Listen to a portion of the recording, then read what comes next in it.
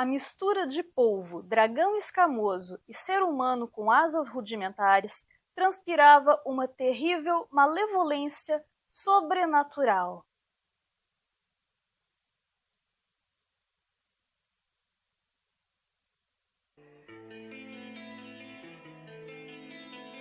Clifford Lee Burton, ou simplesmente o Cliff, baixista do Metallica, célebre, ganhará um museu em sua homenagem na Suécia. E por que pra mim ele é um artista super, ultra, mega admirável?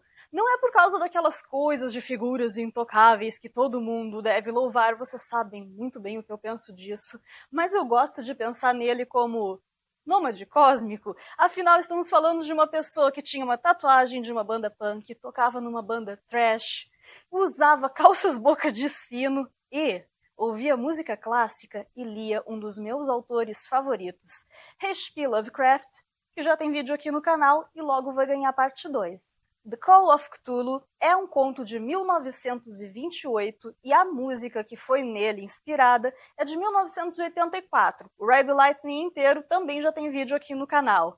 E essa música também a última de Dave Mustaine no Metallica, e ela é inspirada, segundo eles, nas instrumentais do Maiden, tipo Transylvania, por exemplo. E para quem já leu Love, gosta do trabalho dele, digamos que The Call of Cthulhu, e lembrando que alguns nomes não foram feitos para ser pronunciados por boca humana, por isso da diferença da grafia da música para o conto, é Dagon, só que expandido. E o que torna essa música tão especial para mim é o fato de ela ter conseguido justamente transpor para a linguagem musical toda a maré de sentimentos que esse conto dividido em 3 partes, até bastante extenso para um conto, consegue causar na gente. Então, se essa é a sua primeira vez por aqui, seja bem-vindo, seja bem-vinda. Eu sou Ana Franskowiak, escritora, tradutora, revisora e a nômade cósmica, e bora para a história.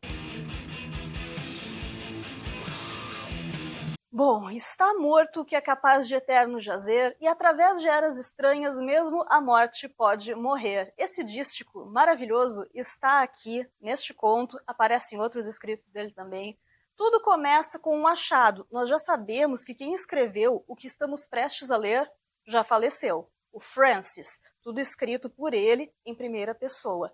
Ele era herdeiro de um professor, seu tio, o professor Angel, de 92 anos, professor emérito de línguas semíticas da universidade, respeitadíssimo, que morre aparentemente de causas insuspeitas, afinal ele já era muito velhinho e tal. Só que aí, vasculhando nos papéis dele e compulsando com alguns fatos, um encontrão que ele teria tomado ali na rua que sobe para o bairro, para a cidade, de um porto marinheiro, ele começa a ligar alguns fatos e diz: maldita seja essa coisa do ser humano buscar e saber. Mas sabedoria não é legal? Ele vai dizer que às vezes saber demais é horrível e ele não queria ver nada daquilo e acabou vendo. E aí, vasculhando ali as coisas dele, descobre também sobre Henry Wilcox, um escultor esquisitão que teria travado contato com o seu tio e através do qual tudo começou, digamos assim. Rápido adendo, é a segunda vez que eu leio um conto do Lovecraft e as datas ali registradas coincidem com a data em que eu estou lendo. Eu só queria dizer isso. O professor fica pé da vida com o escultor que lhe traz ali aquela escultura bizarra, toda molenga, tipo, eu trabalho com antiguidades, você quer me enganar? O que é isso? E ele explica, não, eu não vim aqui para aferir a antiguidade desta imagem. Eu quero saber o que diz os caracteres na base e de onde que vem isso aqui, porque isso tem me aparecido em sonhos. Recorrentemente, essa criatura, essa escrita, uma estranha cidade de geometria toda errada, nada euclidiana, não parecido com nada. E não é só com ele. Pessoas ao redor do mundo inteiro que nunca se comunicaram, isso vai aparecer em jornais, leia-se artistas, poetas e pessoas loucas, começarão a ter esses sonhos. Ao mesmo tempo, isso vai coincidir com um tremor de terra. O Wilcox vai ficar muito doente, quase morrer, vai se recuperar subitamente e tudo isso vai passar. E aparentemente tudo volta ao normal. Lembrando que as referências do Lovecraft são riquíssimas, eu aprendi com ele muito de pintura e escultura, e aqui ele cita o Ramo de Ouro, que eu também citei lá no vídeo do Waiting for the Sun, do Doors, e também, não só nesse conto, a Margaret Murray. Passa o tempo, o professor vai comparecer a um evento acadêmico, tem especialistas ali em antiguidade das mais diversas áreas do mundo inteiro e vai comparecer a esse evento um inspetor de polícia. Por quê? Ele quer saber a origem de um ídolo apreendido num suposto ritual de voodoo, onde aconteceram coisas que eu não vou relatar aqui, adivinhar a aparência desse ídolo, e todo mundo se debruça sobre a criatura e olha e não sabe estabelecer de onde é isso, qual divindade, que língua é essa, sequer a pedra da qual ele é feito, e que, por sinal, é muito bonita. E é dito também o seguinte: isso que eu vou ler agora é parte do depoimento de uma das pessoas presas, um dos anciãos que estava ali naquele ritual. Ele disse que aquelas pessoas que foram presas, incluindo ele, eram adoradoras dos antigos, que vieram eras antes do primeiro homem nascer e chegaram a um mundo ainda jovem, vindos do céu, e que o culto sempre existiu e sempre existiria espalhado pelo mundo inteiro. Em sua casa, em R'lyeh, Cthulhu, morto, aguarda, sonhando. Era o que a inscrição dizia. Quando as estrelas estavam alinhadas, podiam viajar ao mundo. Quando não estavam, eles não conseguiam viver, mas não morriam jamais. Jaziam preservados graças aos feitiços de Cthulhu, enquanto esperavam a ressurreição. Ao mesmo tempo, alguma força externa deveria ajudá-los. Os feitiços que os preservavam ao mesmo tempo impediam-nos de fazer o gesto inicial. E eles só conseguiam ficar acordados no escuro e pensar enquanto incontáveis anos passavam. Sabiam tudo o que acontecia no universo, pois a língua deles era o pensamento. E dito isso, havia muito mais coisa, mas esse pessoal não confessava nem sob tortura. E passa o tempo, e aí esse nosso narrador vai ver, vejam só, a oportunidade de desvendar esse culto e ser célebre e famoso investigando sobre isso. Até ele descobrir, também depois que seu tio já faleceu, sobre a morte do Johansen, um marinheiro lá da Noruega, fuçando por acaso em algumas folhas de jornal.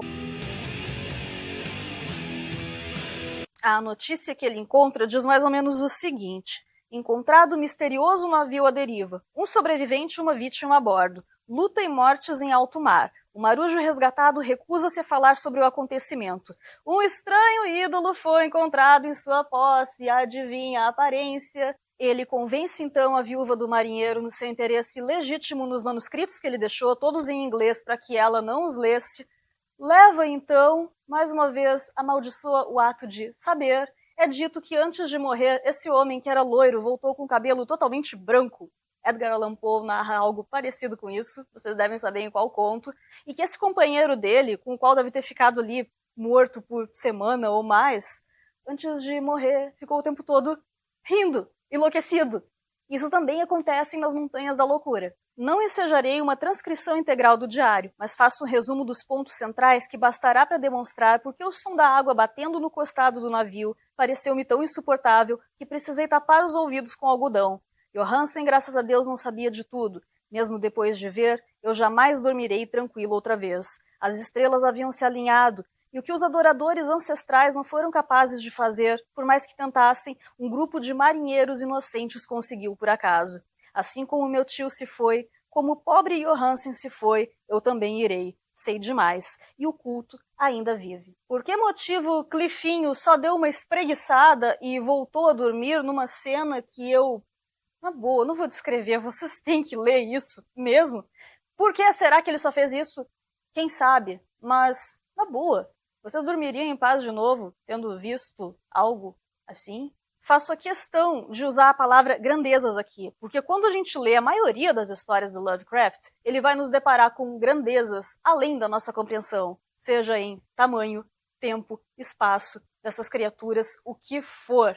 E, curiosamente, ele que tem esse rótulo de elitista é o escritor que vai nos dizer, que vai refutar aquela máxima falaciosa perpetuada por muitos séculos de que o homem é a medida de todas as coisas. Muito pelo contrário, somos uma poeirinha cósmica pronta para levar um peteleco de algum ser desses a qualquer momento.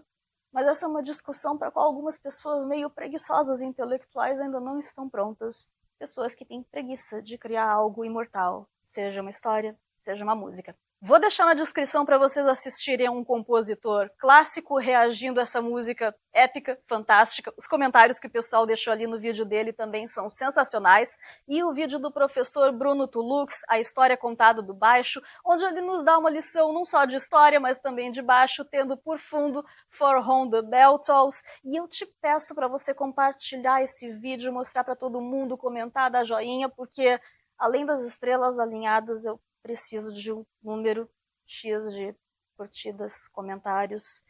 E por hoje era isso. Agradeço a você que assistiu até aqui. E do widzenia.